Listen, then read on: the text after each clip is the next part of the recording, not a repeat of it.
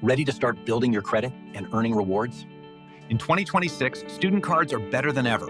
We've narrowed it down to the top 3 that offer $0 annual fees and great perks. Let's dive in. Number 3. The Chase Freedom Rise. This is the Simplicity Specialist.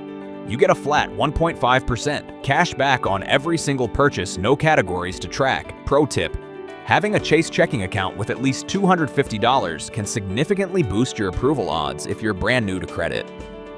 Number 2. Next, the Capital One Savor Student. If your budget goes toward food and fun, this is for you. It offers unlimited 3% cash back on dining, entertainment, popular streaming services, and at grocery stores. Plus, there are no foreign transaction fees, making it perfect for that summer study abroad trip. First up, the Discover It Student Cashback. This is the king of rewards. You earn 5% cashback on rotating categories like grocery stores, gas, or Amazon each quarter you activate. The best part? Discover's cashback match. At the end of your first year, they automatically double all the cash back you've earned. Whether you want to maximize rewards with Discover, eat well with Capital One, or keep it simple with Chase, there's a card for you.